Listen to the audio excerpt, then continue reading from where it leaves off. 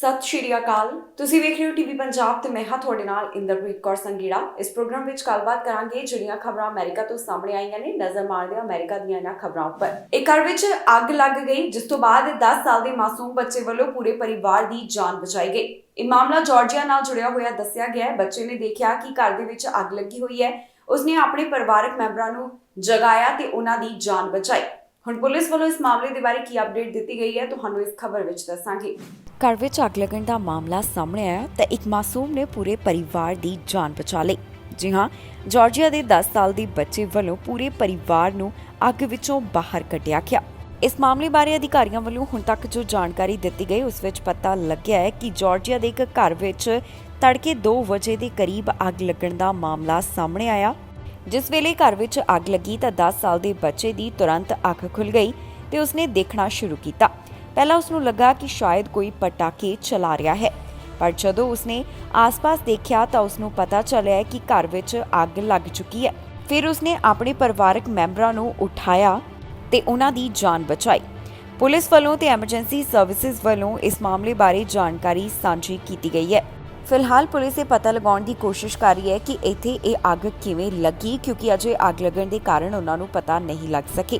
ਕਿੰਨੇ ਪਰਿਵਾਰਕ ਮੈਂਬਰਾਂ ਦੀ ਜਾਨ ਬਚਾਈ ਗਈ, ਇਸ ਬਾਰੇ ਵੀ ਬਹੁਤੀ ਡਿਟੇਲ ਅਜੇ ਪੁਲਿਸ ਵਿਭਾਗ ਵੱਲੋਂ ਜਨਤਕ ਨਹੀਂ ਕੀਤੀ ਗਈ। ਸਿਰਫ ਉਹਨਾਂ ਵੱਲੋਂ ਇਹੀ ਦੱਸਿਆ ਗਿਆ ਹੈ ਕਿ ਇੱਕ 10 ਸਾਲ ਦੇ ਮਾਸੂਮ ਬੱਚੇ ਵੱਲੋਂ ਆਪਣੇ ਪੂਰੇ ਪਰਿਵਾਰ ਦੀ ਜਾਨ ਬਚਾ ਲਈ ਗਈ ਹੈ। ਇੱਕ ਭਾਰਤੀ ਦੇ ਟਰੱਕ ਵਿੱਚੋਂ 2 ਮਿਲੀਅਨ ਤੋਂ ਵੱਧ ਦਾ ਨਸ਼ਾ ਬਰਾਮਦ ਕੀਤਾ ਗਿਆ ਹੈ। ਇਹ ਬਰਾਮਦਗੀ ਬਾਰਡਰ ਤੋਂ ਹੋਈ ਹੈ। ਦੱਸਿਆ ਜਾ ਰਿਹਾ ਹੈ ਕਿ ਇਸ ਭਾਰਤੀ ਮੂਲ ਦੇ ਵਿਅਕਤੀ ਵੱਲੋਂ ਬਾਰਡਰ ਦੇ ਰਾਹੀਂ ਆਪਣੇ ਟਰੱਕ ਵਿੱਚ ਪਲਾਸਟਿਕ ਦੇ ਲਿਫਾਫਿਆਂ ਅੰਦਰ ਨਸ਼ਾ ਲੁਕੋ ਕੇ ਲਿਜਾਣ ਦੀ ਕੋਸ਼ਿਸ਼ ਕੀਤੀ ਜਾ ਰਹੀ ਸੀ। ਜਿਸ ਵੇਲੇ ਅਧਿਕਾਰੀਆਂ ਨੂੰ ਸ਼ੱਕ ਪਿਆ ਤਾਂ ਉਹਨਾਂ ਵੱਲੋਂ ਟ੍ਰੇਲਰ ਦੀ ਜਾਂਚ ਕੀਤੀ ਗਈ ਤੇ ਉਹਨਾਂ ਨੂੰ ਭਾਰੀ ਮਾਤਰਾ ਵਿੱਚ ਨਸ਼ਾ ਮਿਲਿਆ। ਅੰਬੈਸਡਰ ਬ੍ਰਿਜ ਤੇ ਵੱਡੀ ਮਾਤਰਾ ਵਿੱਚ ਨਸ਼ਾ ਬਰਾਮਦ ਹੋਇਆ ਹੈ। ਜਾਣਕਾਰੀ ਮੁਤਾਬਕ ਇੱਥੇ $2 ਮਿਲੀਅਨ ਦੀ ਕੋਕੇਨ ਬਰਾਮਦ ਕੀਤੀ ਗਈ ਹੈ। ਇਸ ਮਾਮਲੇ ਦੇ ਸੰਬੰਧ ਵਿੱਚ ਕਾਰਵਾਈ ਕਰਦਿਆਂ ਭਾਰਤੀ ਮੂਲ ਦੇ ਵਿਅਕਤੀ ਦੇ ਉੱਪਰ ਚਾਰਜਸ ਲਗਾਏ ਗਏ ਨੇ, ਜਿਸ ਵੱਲੋਂ ਟਰੱਕ ਵਿੱਚ ਨਸ਼ਾ ਪਾਰ ਕਰਾਉਣ ਦੀ ਕੋਸ਼ਿਸ਼ ਕੀਤੀ ਜਾ ਰਹੀ ਸੀ। ਇਸ ਮਾਮਲੇ ਬਾਰੇ ਜੋ ਅਪਡੇਟ ਸਾਹਮਣੇ ਆਈ ਹੈ ਉਸ ਵਿੱਚ ਦੱਸਿਆ ਗਿਆ ਕਿ ਯੂਨਾਈਟਿਡ ਸਟੇਟਸ ਕਸਟਮ ਅਤੇ ਬਾਰਡਰ ਪ੍ਰੋਟੈਕਸ਼ਨ ਵੱਲੋਂ $2 ਮਿਲੀਅਨ ਦੀ ਕੋਕੇਨ ਇੱਕ ਸੈਮੀ ਟਰੱਕ ਵਿੱਚ ਬਰਾਮਦ ਕੀਤੀ ਗਈ ਹੈ। ਭਾਰਤੀ ਮੂਲ ਦੇ ਇੱਕ ਵਿਅਕਤੀ ਵੱਲੋਂ ਇਸ ਨੂੰ ਅੰਬੈਸਡਰ ਬ੍ਰਿਜ ਰਾਹੀਂ ਪਾਰ ਕਰਵਾਉਣ ਦੀ ਕੋਸ਼ਿਸ਼ ਕੀਤੀ ਜਾ ਰਹੀ ਸੀ। ਜਿਸ ਵਿਅਕਤੀ ਦੇ ਉੱਪਰ ਪੁਲਿਸ ਵੱਲੋਂ ਕਾਰਵਾਈ ਕੀਤੀ ਗਈ ਉਸ ਦੀ ਪਹਿਚਾਣ ਅਮਨ ਕੁਮਾਰ ਦੇ ਤੌਰ ਤੇ ਦੱਸੀ ਗਈ, ਜੋ ਕਿ ਭਾਰਤ ਦਾ ਸਿਟੀਜ਼ਨ ਹੈ ਤੇ ਕੈਨੇਡਾ ਦਾ ਰੈਜ਼ੀਡੈਂਟ ਹੈ। ਦੱਸਿਆ ਗਿਆ ਹੈ ਕਿ ਅਮਨ ਕੁਮਾਰ ਵੱਲੋਂ ਅਮਰੀਕਾ ਤੋਂ ਕੈਨੇਡਾ ਵਿੱਚ ਨਸ਼ਾ ਲਿਆਉਣ ਦੀ ਕੋਸ਼ਿਸ਼ ਕੀਤੀ ਜਾ ਰਹੀ ਸੀ। ਜੋ ਅਧਿਕਾਰੀਆਂ ਵੱਲੋਂ ਇਸ ਮਾਮਲੇ ਦੇ ਬਾਰੇ ਜਾਣਕਾਰੀ ਦਿੱਤੀ ਗਈ ਹੈ ਉਸ ਵਿੱਚ ਦੱਸਿਆ ਗਿਆ ਕਿ ਆਫੀਸਰਸ ਨੇ ਦੇਖਿਆ ਕਿ ਜਿਸ ਟਰੱਕ ਨੂੰ ਅਮਨ ਕੁਮਾਰ ਲੈ ਕੇ ਜਾ ਰਿਹਾ ਸੀ ਉਸ ਦੀ ਸੀਲ ਚੰਗੀ ਤਰ੍ਹਾਂ ਨਹੀਂ ਲੱਗੀ ਹੋਈ ਸੀ। ਫਿਰ ਆਫੀਸਰਸ ਨੂੰ ਉਸ ਦੇ ਉੱਪਰ ਸ਼ੱਕ ਹੋਇਆ ਤੇ ਉਹਨਾਂ ਵੱਲੋਂ ਟਰੱਕ ਨੂੰ ਜਾਂਚ ਕਰਨ ਵਾਸਤੇ ਰੁਕਵਾਇਆ ਗਿਆ। ਜਦੋਂ ਜਾਂਚ ਹੋਈ ਤਾਂ ਇਸ ਵਿੱਚੋਂ ਕੋਕੇਨ ਉਹਨਾਂ ਦੇ ਹੱਥ ਲੱਗੀ। ਅਥਾਰਟੀਜ਼ ਨੇ ਦੱਸਿਆ ਕਿ ਇਸ ਟਰੱਕ ਵਿੱਚ ਉਹਨਾਂ ਨੂੰ 145 ਪਾਊਂਡ ਕੋਕੇਨ ਮਿਲੀ ਹੈ। ਇਸ ਨਸ਼ੇ ਨੂੰ ਕਾਲੇ ਰੰਗ ਦੇ ਪਲਾਸਟਿਕ ਦੇ ਲਿਫਾਫਿਆਂ ਵਿੱਚ ਲੁਕੋ ਕੇ ਰੱਖਿਆ ਗਿਆ ਸੀ। ਦੱਸ ਦਈਏ ਕਿ ਅਮਨ ਕੁਮਾਰ 6 ਸਾਲਾਂ ਤੋਂ ਇੱਕ ਕਮਰਸ਼ੀਅਲ ਟਰੱਕ ਡਰਾਈਵਰ ਹੈ, ਜਿਸ ਦੇ ਟਰੱਕ ਵਿੱਚੋਂ ਆਫੀਸਰਸ ਨੂੰ ਕੋਕੇਨ ਬਰਾਮਦ ਹੋਈ ਹੈ। ਅਥਾਰਟੀਜ਼ ਦਾ ਕਹਿਣਾ ਹੈ ਕਿ ਅਮਨ ਕੁਮਾਰ ਵੱਲੋਂ 2016 ਤੋਂ ਲੈ ਕੇ ਹੁਣ ਤੱਕ 150 ਵਾਰ ਬਾਰਡਰ ਪਾਰ ਕੀਤਾ ਗਿਆ ਹੈ ਤੇ ਪੁਲਿਸ ਇਸ ਮਾਮਲੇ ਦੇ ਸੰਬੰਧ ਵਿੱਚ ਵਧੇਰੇ ਜਾਂਚ ਪੜਤਾਲ ਕਰ ਰਹੀ ਹੈ, ਜਿਸ ਤੋਂ ਬਾਅਦ ਬਾਕੀ ਦੀ ਜਾਣਕਾਰੀ ਉਹਨਾਂ ਵੱਲੋਂ ਦਿੱਤੀ ਜਾਵੇਗੀ। ਬੈਂਕ ਦੇ ਸਿਕਿਉਰਿਟੀ ਗਾਰਡ ਦੇ ਉੱਪਰ ਹਮਲਾ ਕਰਨ ਦਾ ਮਾਮਲਾ ਸਾਹਮਣੇ ਆਇਆ। ਦੱਸਿਆ ਜਾ ਰਿਹਾ ਹੈ ਕਿ ਇੱਕ ਵਿਅਕਤੀ ਬੈਂਕ ਵਿੱਚ ਦਾਖਲ ਹੋਣ ਦੀ ਕੋਸ਼ਿਸ਼ ਕਰ ਰਿਹਾ ਸੀ। ਉਸ ਨੂੰ ਰੋਕਿਆ ਗਿਆ, ਪਰ ਜਿਸ ਵੇਲੇ ਉਹ ਬੈਂਕ ਵਿੱਚ ਦਾਖਲ ਹੋਇਆ ਤਾਂ ਉਸ ਦਾ ਗਾਰਡ ਦੇ ਨਾਲ ਇਸ ਗੱਲ ਨੂੰ ਲੈ ਕੇ ਝਗੜਾ ਹੋ ਗਿਆ ਕਿ ਉਹ ਉਹਨੂੰ ਵਾਪਸ ਜਾਣ ਲਈ ਕਹਿ ਰਹੇ ਸਨ। ਇਸੇ ਦੌਰਾਨ ਇਹ ਜਿਹੜਾ ਸਸਪੈਕਟ ਹੈ ਉਹ ਚਾਕੂ ਕੱਢਦਾ ਹੈ ਤੇ ਗਾਰਡ ਦੇ ਗਲੇ ਦੇ ਉੱਪਰ ਹਮਲਾ ਕਰ ਦਿੰਦਾ ਹੈ। ਗਾਰਡ ਦੀ ਹਾਲਤ ਇਸ ਸਮੇਂ ਗੰਭੀਰ ਦੱਸੀ ਜਾ ਰਹੀ ਹੈ, ਜਿਸ ਨੂੰ ਹਸਪਤਾਲ ਵਿੱਚ ਭਰਤੀ ਕਰਵਾਇਆ ਗਿਆ। ਪੁਲਿਸ ਮਾਮਲੇ ਦੀ ਜਾਂਚ ਕਰ ਰਹੀ ਹੈ। ਨਿਊਯਾਰਕ ਤੋਂ ਇੱਕ ਅਜਿਹਾ ਮਾਮਲਾ ਸਾਹਮਣੇ ਆਇਆ ਜਿੱਥੇ ਬੈਂਕ ਦੇ ਸਿਕਿਉਰਿਟੀ ਗਾਰਡ ਤੇ ਚਾਕੂ ਨਾਲ ਹਮਲਾ ਕੀਤਾ ਗਿਆ। ਅਜਿਹਾ ਕਰਨ ਵਾਲੇ ਵਿਅਕਤੀ ਦੀ ਭਾਲ ਹੁਣ ਨਿਊਯਾਰਕ ਸਿਟੀ ਪੁਲਿਸ ਵੱਲੋਂ ਕੀਤੀ ਜਾ ਰਹੀ ਹੈ।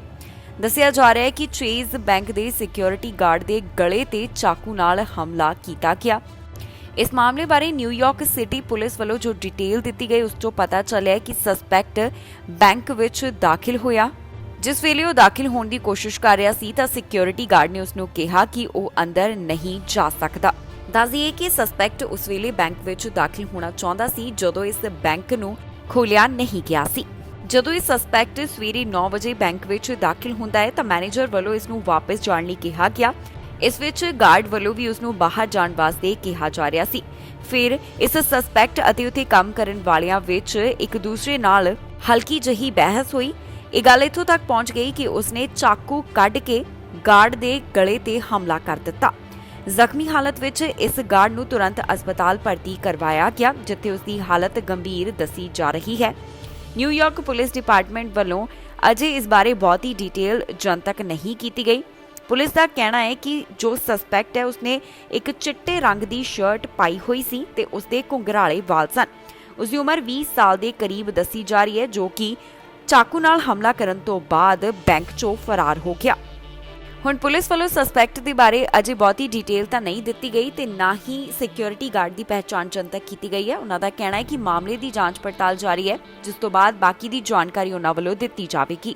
ਕੈਲੀਫੋਰਨੀਆ ਤੋਂ ਜੰਗਲ ਦੀ ਅੱਗ ਦੇ ਬਾਰੇ ਜਾਣਕਾਰੀ ਸਾਹਮਣੇ ਆ ਰਹੀ ਹੈ, ਜਿੱਥੇ ਦੱਸਿਆ ਜਾ ਰਿਹਾ ਹੈ ਕਿ ਕਈ ਪ੍ਰਾਪਰਟੀਆਂ ਇਸ ਵਿੱਚ ਪੂਰੀ ਤਰ੍ਹਾਂ ਨੁਕਸਾਨੀਆਂ ਗਈਆਂ ਨੇ। ਕਈ ਘਰ ਪ੍ਰਭਾਵਿਤ ਹੋਣ ਦੇ ਬਾਰੇ ਵੀ ਦੱਸਿਆ ਜਾ ਰਿਹਾ ਹੈ। ਵੱਡੀ ਗਿਣਤੀ ਵਿੱਚ ਫਾਇਰ ਫਾਈਟਰਸ ਲਗਾਤਾਰ ਆਪਣੇ ਕੰਮ ਵਿੱਚ ਜੁਟੇ ਹੋਏ ਨੇ ਤਾਂ ਕਿ ਜਲਦ ਤੋਂ ਜਲਦ ਅੱਗ ਦੇ ਉੱਪਰ ਕਾਬੂ ਪਾ ਲਿਆ ਜਾਵੇ। ਕੈਲੀਫੋਰਨੀਆ ਵਿੱਚ ਇਸ ਸਮੇਂ ਜੋ ਜੰਗਲ ਦੀ ਅੱਗ ਲੱਗੀ ਹੋਈ ਹੈ, ਉਸ ਕਾਰਨ ਕਾਫੀ ਚੀਜ਼ਾਂ ਪ੍ਰਭਾਵਿਤ ਹੋਈਆਂ, ਕਾਫੀ ਚੀਜ਼ਾਂ ਨੂੰ ਨੁਕਸਾਨ ਪਹੁੰਚਣ ਦੇ ਬਾਰੇ ਦੱਸਿਆ ਜਾ ਰਿਹਾ ਹੈ। ਤਾਜ਼ਾ ਜਾਣਕਾਰੀ ਦੇ ਵਿੱਚ ਪਤਾ ਚੱਲਿਆ ਕਿ ਹੁਣ ਤੱਕ ਇਸ ਜੰਗਲ ਦੀ ਅੱਗ ਕਾਰਨ 12 ਸਟਰਕਚਰ ਅਤੇ ਹੋਰ ਵੀ ਕਈ ਚੀਜ਼ਾਂ ਤਬਾਹ ਹੋ ਚੁੱਕੀਆਂ ਹਨ। ਇਸ ਸਾਰੇ ਮਾਮਲੇ ਬਾਰੇ ਅਧਿਕਾਰੀਆਂ ਵੱਲੋਂ ਜਾਣਕਾਰੀ ਸਾਂਝੀ ਕੀਤੀ ਗਈ। ਸ਼ਾਸਟਾ ਕਾਉਂਟੀ ਫਾਇਰ ਡਿਪਾਰਟਮੈਂਟ ਤੇ ਕੈਲੀਫੋਰਨੀਆ ਫਾਇਰ ਵੱਲੋਂ ਦੱਸਿਆ ਗਿਆ ਕਿ ਇੱਥੇ ਜੰਗਲ ਦੀ ਅੱਗ 304 ਏਕੜ ਦੇ ਵਿੱਚ ਫੈਲ ਚੁੱਕੀ ਹੈ, ਜਿਸ ਕਾਰਨ 35% ਹਿੱਸਾ ਪ੍ਰਭਾਵਿਤ ਹੋ ਚੁੱਕਿਆ ਹੈ। ਵੀਰਵਾਰ ਦੁਪਹਿਰ ਨੂੰ ਇੱਥੇ ਅੱਗ ਦੀਆਂ ਲਪਟਾਂ ਫੈਲਦੀਆਂ ਹੋਈਆਂ ਦਿਖਾਈ ਦਿੱਤੀਆਂ, ਜਿਸ ਨੇ ਕਾਫੀ ਚੀਜ਼ਾਂ ਨੂੰ ਨੁਕਸਾਨ ਪਹੁੰਚਾਇਆ ਹੈ। ਇਸ ਜੰਗਲ ਦੀ ਅੱਗ ਦੀ ਸਥਿਤੀ ਦੇ ਬਾਰੇ California department of forestry and fire protection ਵੱਲੋਂ ਵੀ ਜਾਣਕਾਰੀ ਸਾਂਝੀ ਕੀਤੀ ਜਾ ਰਹੀ ਹੈ। ਫਿਲਹਾਲ ਹੁਣ ਤੱਕ ਇਹ ਤਾਂ ਨਹੀਂ ਦੱਸਿਆ ਗਿਆ ਕਿ ਕਿੰਨੇ ਸਟਰਕਚਰ ਅਤੇ ਕਿੰਨੇ ਘਰ ਇੱਥੇ ਹੁਣ ਤੱਕ ਨੁਕਸਾਨੇ ਜਾ ਚੁੱਕੇ ਨੇ। ਇਹਨਾਂ ਦਾ ਆંકੜਾ ਜਨਤਕ ਨਹੀਂ ਕੀਤਾ ਗਿਆ, ਪਰ ਇਹ ਜ਼ਰੂਰ ਦੱਸਿਆ ਜਾ ਰਿਹਾ ਹੈ ਕਿ 3 ਘਰ ਇਸ ਕਾਰਨ ਜਾਣੀ ਕਿ ਜੰਗਲ ਦੀ ਅੱਗ ਦੇ ਕਾਰਨ ਪ੍ਰਭਾਵਿਤ ਹੋਏ ਹਨ। ਦੱਸ ਦਈਏ ਕਿ ਫਾਇਰ ਫਾਈਟਰਸ ਲਗਾਤਾਰ ਆਪਣੇ ਕੰਮ ਵਿੱਚ ਜੁਟੇ ਹੋਏ ਨੇ ਤਾਂ ਕਿ ਇਸ ਜੰਗਲ ਦੀ ਅੱਗ ਦੇ ਉੱਪਰ ਜਲਦ ਤੋਂ ਜਲਦ ਕਾਬੂ ਪਾਇਆ ਜਾ ਸਕੇ। ਸੋਸ਼ਲ ਮੀਡੀਆ ਉੱਪਰ ਵੀ ਤਸਵੀਰਾਂ ਕਾਫੀ ਵਾਇਰਲ ਹੋ ਰਹੀਆਂ ਨੇ, ਜਿਸ ਵਿੱਚ ਵੇਖਿਆ ਜਾ ਸਕਦਾ ਹੈ ਕਿ ਕਿਵੇਂ ਇੱਥੇ ਜੰਗਲ ਦੀ ਅੱਗ ਫੈਲਦੀ ਹੋਈ ਦਿਖਾਈ ਦੇ ਰਹੀ ਹੈ। ਹੁਣ ਲੋਕਲ ਹਾਈ ਸਕੂਲ ਦੇ ਵਿੱਚ ਵੀ ਇਸ ਸਮੇਂ ਇਵੈਕੂਏਸ਼ਨ ਸੈਂਟਰ ਸੈਟਅਪ ਕਰ ਦਿੱਤਾ ਗਿਆ ਹੈ, ਜਿਸ ਦੇ ਬਾਰੇ ਅਧਿਕਾਰੀਆਂ ਨੇ ਜਾਣਕਾਰੀ ਦਿੱਤੀ। ਇੱਥੇ ਅੱਗ ਕਿਵੇਂ ਲੱਗੀ, ਇਸ ਜੰਗਲ ਦੀ ਅੱਗ ਦਾ ਕਾਰਨ ਪਤਾ ਲਗਾਉਣ ਦੀ ਲਗਾਤਾਰ ਕੋਸ਼ਿਸ਼ ਕੀਤੀ ਜਾ ਰਹੀ ਹੈ।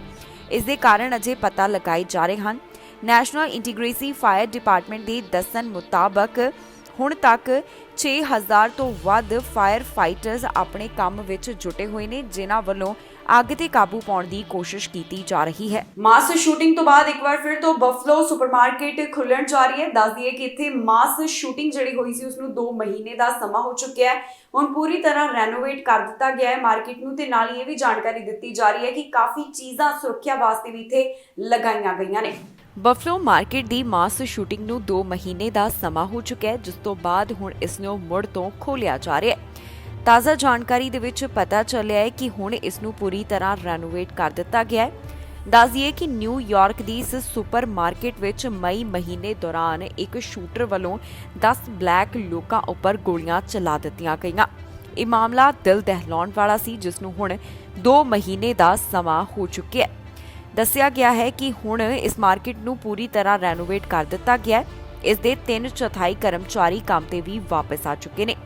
ਇਸ ਮਾਰਕੀਟ ਨੂੰ ਇੰਨੀ ਛੇਤੀ ਖੋਲ੍ਹਣ ਨੂੰ ਲੈ ਕੇ ਲੋਕਾਂ ਵੱਲੋਂ ਮਿਲੇ ਜੁਲੇ ਵਿਚਾਰ ਦਿੱਤੇ ਜਾ ਰਹੇ ਹਨ, ਪਰ ਇਹ ਵੀ ਜਾਣਕਾਰੀ ਦਿੱਤੀ ਗਈ ਹੈ ਕਿ ਹੁਣ ਇੱਥੇ ਕਿਹੜੀਆਂ ਨਵੀਆਂ ਚੀਜ਼ਾਂ ਲਗਾਈਆਂ ਗਈਆਂ ਤਾਂ ਕਿ ਇਸ ਸੁਪਰਮਾਰਕੀਟ ਨੂੰ ਹੋਰ ਵੀ ਸੁਰੱਖਿਅਤ ਕੀਤਾ ਜਾ ਸਕੇ। ਕਈ ਇਕਵਿਪਮੈਂਟਸ ਇੱਥੇ ਲਗਾਏ ਜਾਣ ਬਾਰੇ ਜਾਣਕਾਰੀ ਦਿੱਤੀ ਜਾ ਰਹੀ ਹੈ। ਪਤਾ ਚੱਲਿਆ ਕਿ ਨਵੇਂ ਐਮਰਜੈਂਸੀ ਇਵੈਕੂਏਸ਼ਨ ਅਲਾਰਮ ਸਿਸਟਮ ਅਤੇ ਹੋਰ ਵੀ ਐਮਰਜੈਂਸੀ ਐਗਜ਼ਿਟ ਇੱਥੇ ਲਗਾਏ ਗਏ ਨੇ। ਪਾਰਕਿੰਗ ਲਾਟ ਦੇ ਵਿੱਚ ਵੀ ਕਈ ਚੀਜ਼ਾਂ ਲਗਾਏ ਜਾਣ ਦੇ ਬਾਰੇ ਜਾਣਕਾਰੀ ਦਿੱਤੀ ਗਈ ਹੈ। ਕੁੱਲ ਮਿਲਾ ਕੇ ਹੁਣ ਬਫਲੋ ਸੁਪਰਮਾਰਕੀਟ ਦੇ ਬਾਰੇ ਹੀ ਜਾਣਕਾਰੀ ਸਾਹਮਣੇ ਆ ਰਹੀ ਹੈ ਕਿ ਪੂਰੀ ਤਰ੍ਹਾਂ ਰੈਨੋਵੇਟ ਕਰਨ ਤੋਂ ਬਾਅਦ ਤੇ ਕਈ ਸੁਰੱਖਿਆ ਦੀਆਂ ਚੀਜ਼ਾਂ ਲਗਾਉਣ ਤੋਂ ਬਾਅਦ 2 ਮਹੀਨੇ ਦਾ ਸਮਾਂ ਹੋ ਜਾਣ ਤੇ ਇਸ ਨੂੰ ਮੁੜ ਤੋਂ ਖੋਲ੍ਹਿਆ ਜਾ ਰਿਹਾ ਹੈ। ਇਹ ਸਨ ਕੁਝ ਖਬਰਾਂ ਜਿਹੜੀਆਂ ਅੱਜ ਦਾ ਦਿਨ ਅਮਰੀਕਾ ਤੋਂ ਸਾਹਮਣੇ ਆਈਆਂ। ਬਾਕੀ ਖਬਰਾਂ ਲਈ ਤੁਸੀਂ ਬਣੇ ਰਹੋ ਟੀਵੀ ਪੰਜਾਬ ਨਾਲ। ਫਿਲਹਾਲ ਮੈਨੂੰ ਇੰਦਰਪ੍ਰੀਤ ਕੌਰ ਸੰਗੀੜਾ ਨੂੰ ਦਿਓ ਇਜਾਜ਼ਤ।